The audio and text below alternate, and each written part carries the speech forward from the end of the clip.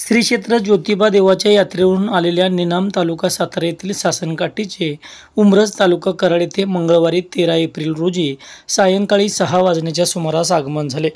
उंब्रज येथील स्वामी समर्थ मंदिराचे कार्यवाहक कमलाकर पाटील व ग्रामस्थांनी फटाक्याची आतिषबाजी करत ढोल ताशांच्या गजरात सासनकाठीचे जोरदार स्वागत केले।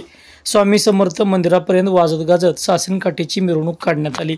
निनाम येथील सासनकाठीला शेकडो वर्षांची ऐतिहासिक परंपरा आहे। श्री ज्योतिबा देवाच्या यात्रेनिमित्त वाडी रत्नागिरी कोल्हापूर येथे ही सासनकाठी दाखल झाली होती। यात्रेनंतर परतीचा प्रवास करणाऱ्या सासनकाठीचे मंगळवारी सायंकाळी उंब्रज येथे आगमन झाले। या सासनकाठीचे ग्रामस्थांनी जोरदार स्वागत केले। फटाक्यांची आतिषबाजी यावेळी करण्यात आली।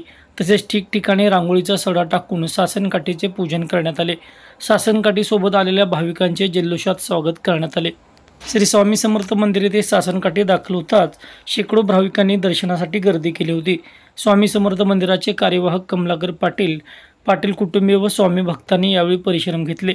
सासनकाठीचे पूजन, भजन, आरती व महाप्रसाद अशा कार्यक्रमाचे आयोजन करण्यात आले होते।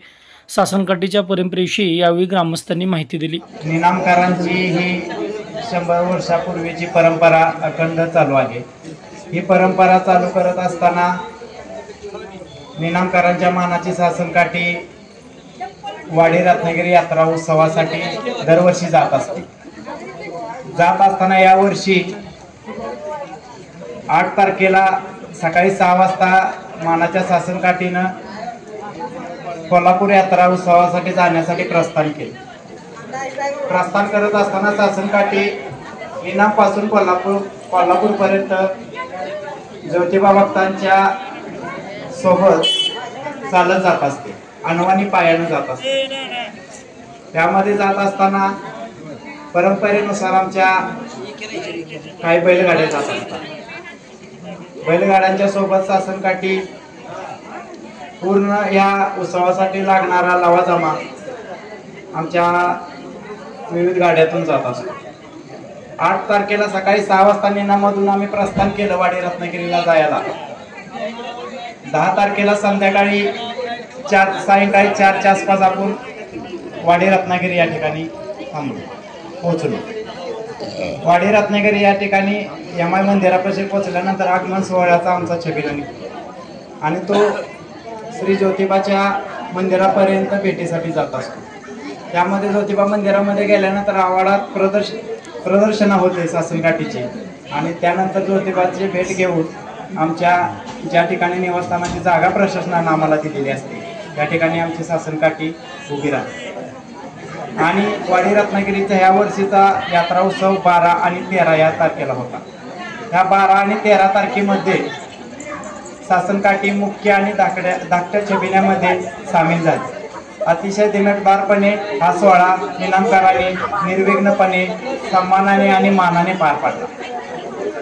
हा उत्सव झाल्यानंतर 12 आणि 13 तारखेचा हा उत्सव झाल्यानंतर 13 तारखेला रात्री निरोपाचा वेढा घेतला आणि निनामकारांची मानाची सासनकाठी परत निनामकडे प्रस्थान करण्यासाठी निघाली। जाताना जसे 3 ते 4 मुक्काम झाले तसे येताना 3 मुक्काम।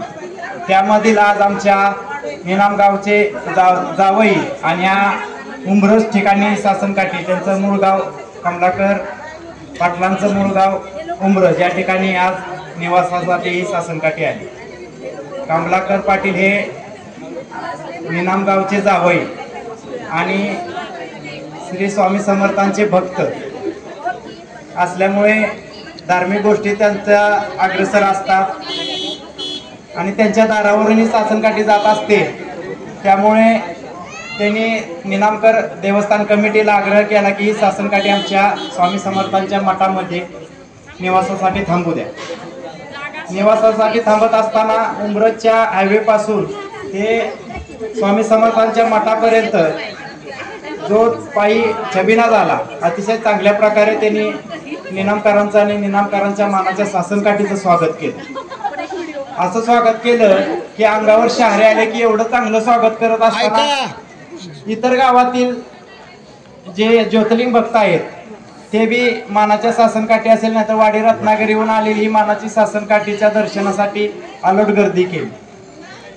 या ठिकाणी स्वामी समर्थ मठामध्ये स्वामी समर्थांची महाआरती झाली। यामध्ये विशेष करून सांगायचं झालं तर या मठाच्या परिसरातील या भागातील उंब्रज भागातील पुरुष लोकांच्या पेक्षा महिला वर्गाने जास्त सहभाग घेतला।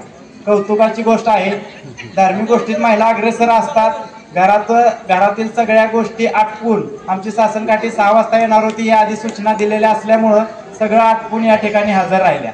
प्रथमतः मी या महिला वर्गाचं आणि उंब्रज ग्रामस्थांचं मी आभार मानेन की तुम्ही वेळेत आला आणि आमच्या सासनकाठीचं स्वागत केलं। यामध्ये कमलाकर पाटलांच्या नेतृत्वाखाली हा सर्व कार्यक्रम चालत असतो। कमलाकर पाटलांनी निनाम ग्रामस्थांसाठी स्नेहभोजनाचा सोय केली, ती अतिशय चांगल्या प्रकारे केली।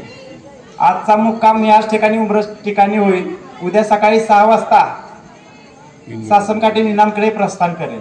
जात असताना उंब्रज होऊन इंदोलीला सासनकाठी पायी जाईल, तिथून वडगावमध्ये जाईल, पालीमध्ये खंडोबाचं दर्शन घेईल, हरपळवाडी मार्गे सासपडमध्ये जाईल। सासपडमध्ये आमचा महाप्रसाद होईल, त्या ठिकाणी जसा आज इथं पाटलांनी केला तसा, आणि तिथून गणेश खिंडी जाऊन गणेशाच्या तिथं आरती होईल आणि तिथून मधून सोनापूर मार्गे निनामच्या पाहुतकाच्या ठिकाणी सासनकाठी सायंकाळी 5-5:30च्या दरम्यान पोहोचेल। आणि तिथून निनामकरांचा परतीचा छबिना, जो मुख्य छबिना निनामचा, निनाम पंचक्रोशीतील जे ज्योतिर्लिंग भक्त आहेत आणि जे निनाम गावच्या माहेर वसणी असतील, पाहुणे मंडळी असतील, ते सर्व त्या छबिन्यासाठी सामील होतात। तर मी उंब्रज ग्रामस्थांना, महिला वर्गांना मी विनंती करेल, 16 तारखेला सायंकाळी 6 वाजता निनाममध्ये मोठा छबिना निघतो।